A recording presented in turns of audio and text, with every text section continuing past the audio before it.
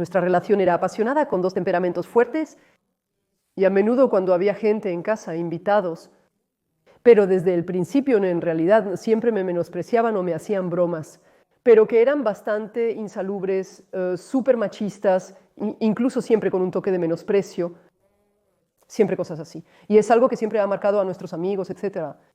De hecho, él no se comportaba así en lo absoluto cuando estábamos a solas. Él siempre se disculpaba, lo que suavizaba las cosas, pasábamos buenos momentos juntos el resto del tiempo, así que cada vez lo perdonaba. Gradualmente las discusiones se intensificaron y especialmente no me percataba en ese instante de lo que comprendí luego al escuchar las vivencias de otras mujeres. Es que realmente me perseguían moralmente. Para mí la violencia solo podía ser física. Nunca me agredió físicamente, pero me engañó. Cuando lo descubrí, le di una bofetada. Ocurrió en la parte superior de las escaleras de la casa. Podría haberme empujado hacia atrás o podría haberme caído hacia atrás porque realmente estuve a punto de caerme hacia atrás. Ese día bajé todas las escaleras y entonces él me sostuvo aunque acababa de abofetearlo. Por lo tanto, nunca fue físicamente violento. Pero en realidad lo que me hizo sufrir verbalmente fue mucho más insidioso, mucho más perverso. De hecho, eso es, realmente estamos en algo extremadamente perverso y sobre todo era alguien extremadamente manipulador. Un día me dejó una cuerda en el suelo de la habitación diciéndome que había intentado suicidarse ese día.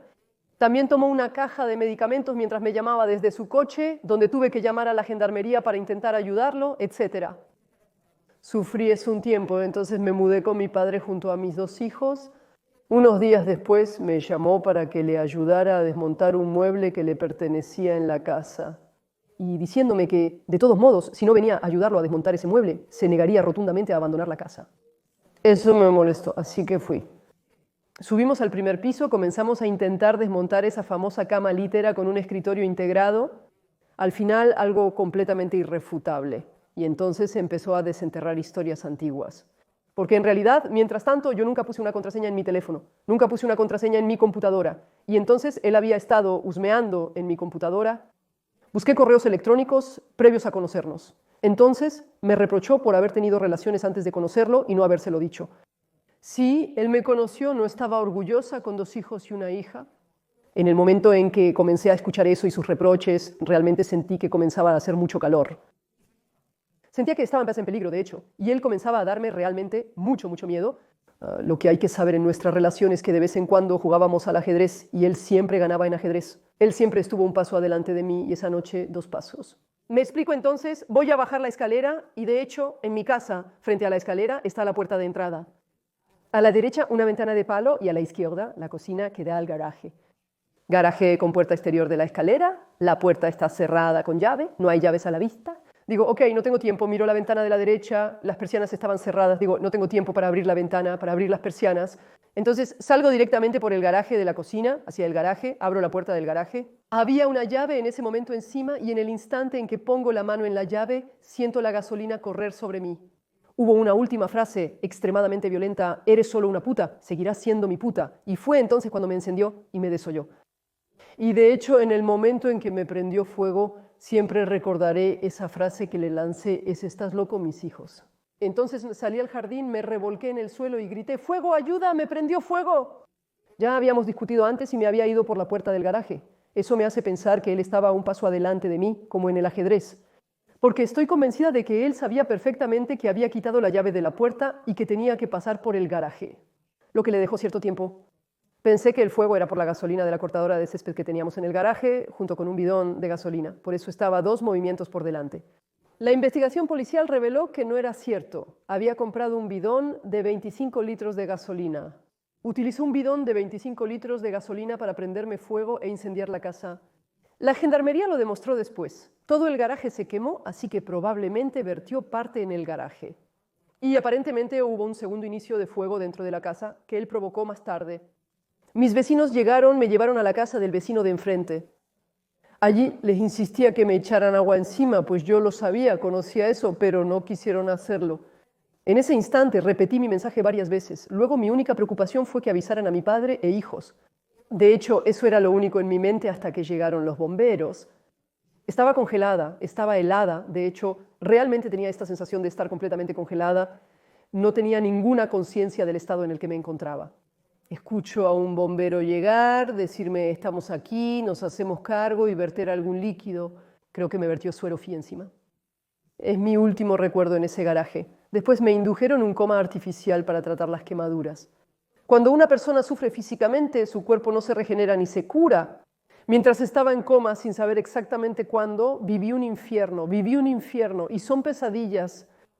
Me cuesta un poco volver a sumergirme hoy, sí, pero el contenido de estas pesadillas siempre estaba encerrada en una yurta, en una casa móvil, en una especie de hongo extraño. Ni siquiera puedo explicarte, es irreal. En sótanos, solo de pensarlo. Y la segunda característica, siempre estaba helado, había nieve, hacía frío. Y de hecho, creo que había una mezcla entre lo que había vivido, lo que estaba viviendo. La piel nos permite termorregular. Cuando no tenemos piel sentimos el frío cuando hace frío y el calor cuando hace calor. Como gran quemado sin protección entre el exterior y el interior de nuestro cuerpo. Estamos en camas a 38.5 grados. Pero eso a veces no basta para calentar el interior del cuerpo. Entonces nos ponen mantas calefactoras que nos permiten aumentar la temperatura. Una vez que la temperatura ha aumentado, no debemos superar los 37 grados 100, porque si no, después sentiremos que estamos hirviendo. Este trauma térmico fue crucial. Cuando desperté del coma, de hecho, solo sé que estoy viva, abro los ojos, no veo nada. De hecho, creo que lo que realmente fue más difícil para mí fue el hecho de no poder ver y no poder comunicarme. Realmente fue un estrés terrible. Debo tener todas las toneladas posibles e inimaginables de analgésicos, morfinas y demás. Entonces, cuando abra los ojos más tarde, mucho más tarde, y que voy a arriesgar a mi lado, de hecho, de arriba a abajo, así, hay grandes jeringas que podrían ser jeringas destinadas a caballos, que están todas llenas de medicamentos, y de hecho me hacen pasar todo eso por la sangre todo el día. Estoy más o menos lúcida, pero no tengo idea de que mi vida esté en peligro. Estaba quemada en un 80% con quemaduras de segundo y tercer grado. En concreto, hoy mi antebrazo, cráneo y tibia izquierdos no están quemados. Me quemé tanto a la izquierda como a la derecha. La quemadura de la derecha ya no se nota, pero la de la izquierda todavía es visible. Y de hecho, cuando uno está gravemente quemado, las diferentes etapas de cuidado consisten en parte en quitar la piel que está quemada. Además, hay varios procesos como el hecho de que la piel se repara por sí sola. Vamos a aplicar diferentes productos que permitirán una autocicatrización de la piel que solo puede ocurrir en las partes que están menos quemadas. Por supuesto, habrá varios tipos de injertos, incluyendo injertos de piel completa. Lo que tuve en la mano me permite hoy tener una movilidad al 100%. En resumen, tomamos un pedazo de piel de mi antebrazo izquierdo, no robado, y lo injertamos sin modificarlo. Existen otros tipos de injertos. Extraemos la misma piel, la estiramos y le hacemos pequeños agujeros. El resto se regenerará. Tras hacer el injerto, aplicamos estas pomadas cada 2 días, con los vendajes que permitirán a la piel recrearse en los pequeños agujeros que se dejarán entre el injerto. Después de eso es cuando se pone divertido. Pensé que me levantaría, caminaría y volvería a casa. Un día me visitaron y explicaron que iría a un centro de rehabilitación. De lo que no tenía absolutamente ninguna conciencia en absoluto es que nunca iba a poder levantarme y caminar.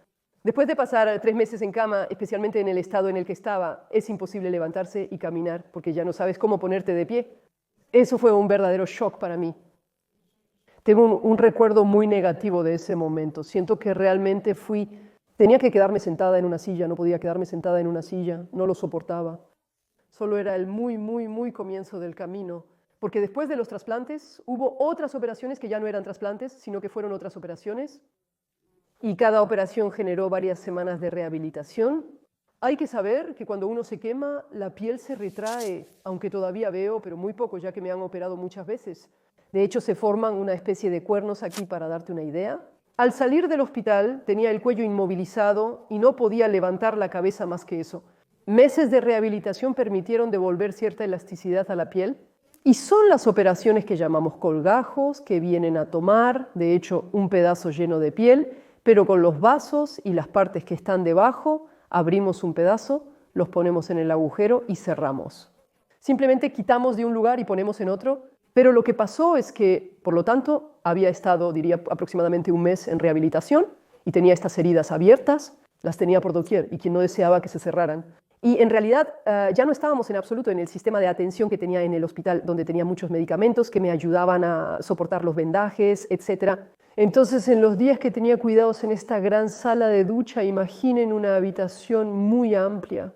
Ese día ya no podía soportar más el dolor, pues la ducha era un momento realmente doloroso. Entonces, no la ducha, sino de hecho el hecho de quitar las vendas y volver a poner las vendas. Y ahí tengo la impresión de que voy a morir. Y es la primera vez desde que me quemé que en realidad me doy cuenta de que mi pronóstico vital está comprometido.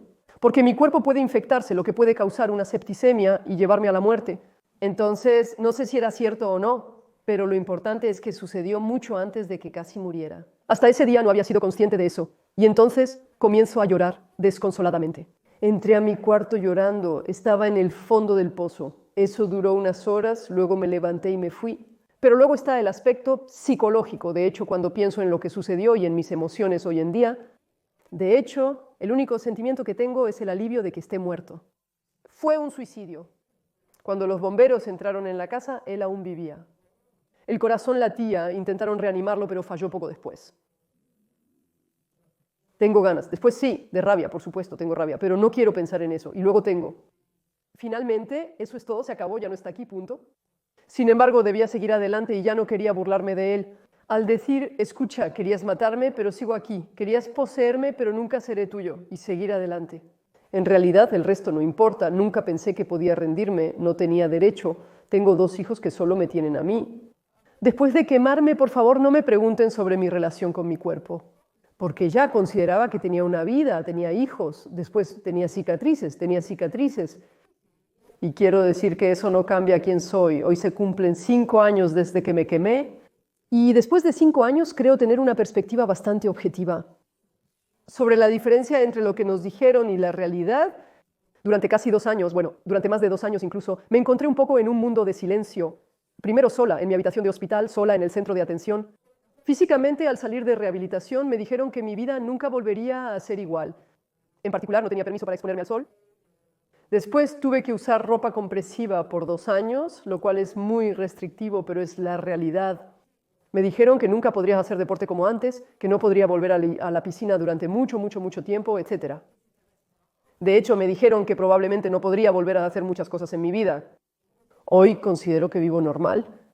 Después, sí, efectivamente mi piel lleva las secuelas físicas, las cicatrices, pero eso no me molesta, estoy con ello. Realmente hay un antes y un después, entonces no un antes de las quemaduras y un después de las quemaduras, hay un antes. ¿Cuál es el periodo durante el cual estuve bajo el control de este hombre y el después que fue la liberación? Actualmente no me siento preparada para una relación con un hombre que busque una vida en pareja, por ejemplo. Me es impensable considerar que un hombre pueda entrar en mi casa. Por lo tanto, hasta ahora no he tenido ninguna relación con un hombre en Francia. Porque poner una frontera entre un hombre y mis hijos es algo necesario. Y un día en que estaba en casa de mi papá, y entonces él me dice, ¿quieres un café? Le digo que sí, y con el mismo tono me dice, ¿quieres ir a Marruecos en Navidad? Entonces le respondí que sí, igual que cuando le dije que quería un café. Finalmente, muy resumido, porque hubo muchas cosas que hicieron que llegara hasta aquí, pero volvemos a Marruecos. Las personas con las que me había relacionado 20 años antes, que eran adolescentes y niños, me reciben como si me hubiera ido ayer. A pesar de habernos perdido, intentaba encontrarlos nuevamente. El desierto, los niños y las escuelas del desierto no han cambiado significativamente, por eso les explico esta frase. En realidad, la situación apenas ha cambiado en 2 décadas. La gran diferencia es que hoy en día hay escuelas. Por otro lado, los niños aún no tienen recursos para funcionar. Esto, el 25 de diciembre de 2018, sello este pacto con Abdou, quien se convertirá en el secretario de nuestra asociación. Quizás hay 400 personas que finalmente pronto tendrán agua en el sur de Marruecos. Cuando eso se haga, lo cual aún no es del todo el caso, estaré orgullosa. Lo que yo retengo de todo esto hoy es que, por supuesto, ser quemada es algo muy difícil, pero es simplemente un renacimiento. Y creo que lo que me pasó y haber sido quemada me permitió en un momento decir, oh, alto, ¿ves en lo que te has convertido? Y eso me ha permitido hoy convertirme en una mejor persona, aunque estoy lejos de decir que soy una persona perfecta. Esa idea está muy lejos de mí, pero en cualquier caso he vuelto a ser una persona que intenta llevar su vida como cree que debería ser para estar bien. Hay una segunda cosa que se da por haber estado tan cerca de la muerte, es decir, que la muerte puede llegar cada día. Y entonces no sirve de nada esperar no sé qué para vivir, porque puede terminar de un día para otro. Mi mensaje para todas las víctimas de quemaduras, especialmente para aquellos con quemaduras recientes, incluso las pequeñas, sería este. Miren lejos adelante en la vida, es hermosa y la piel es solo una envoltura.